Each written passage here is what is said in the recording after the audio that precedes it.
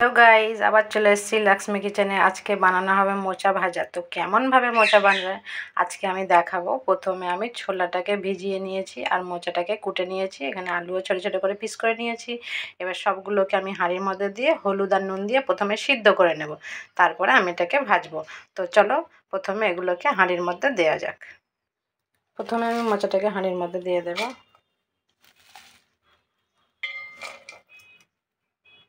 মোচাটাকে হাঁড়ির মধ্যে দিয়ে দিলাম, আলুটাকে দিয়ে দেবো।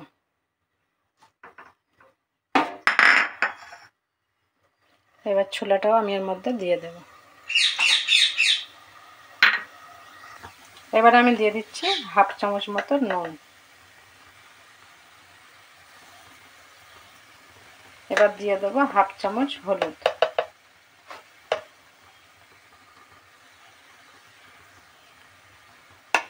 এবার দিয়ে দেবো আদা রসুনের পেস্ট হাফ চামচ দিয়ে এবার দিয়ে দেবো 1 বাটি জল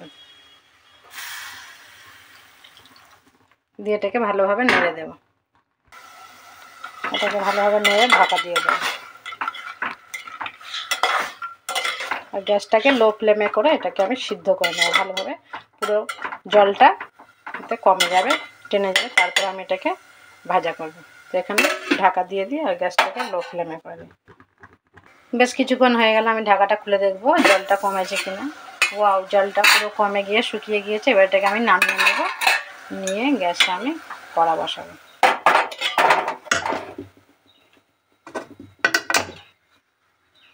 তো গ্যাসে আমি কড়া বসিয়ে দিলাম, এর মধ্যে 50 গ্রাম মতো তেল দেবো। এখানে কড়াতে আমি তেল দিয়ে দিলাম। এবার এখানে আমি পেঁয়াজ কুচি করে নিয়েছি একটা, রসুন কুচি করে নিয়েছি দুটো, আর শুকনো লঙ্কা নিয়েছি। এগুলোকে সব একসঙ্গে আমি তেলের মধ্যে দিয়ে দেবো। দিয়ে এটাকে একটু কিছুক্ষণ নেড়ে নেড়ে আমি বাদামি করে নেবো প্রথমে, তারপরে আমি ছোলাটার মধ্যে অ্যাড করব ছোলা আর মোচাটা। পেঁয়াজটা লাল হয়ে গেছে, এর মধ্যে আমি এবারে মোচাটা দিয়ে দেবো।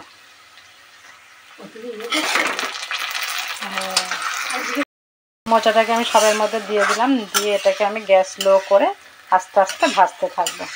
একটু বাদামি হয়ে গেলে এটা রেডি হয়ে যাবে, আমি নামিয়ে নেব। তো আমার এখানে একটু ভাজা হয়ে গিয়েছে, এবার এটাকে আমি প্লেটে তুলে নেব। কমপ্লিট হয়ে গিয়েছে, এবার এটাকে আমি প্লেটে তুলে নেব। তাহলে বন্ধুরা, আমার মোচা আর ছোলা ভাজা রেডি হয়ে গেল। তাহলে যদি ভালো লাগে অবশ্যই লাইক দেবে এবং কমেন্ট করবে কেমন হলো, বাড়িতে সবাই বানাবে। তাহলে আমার ভিডিও আমি এখানেই শেষ করছি। Tata, bye bye.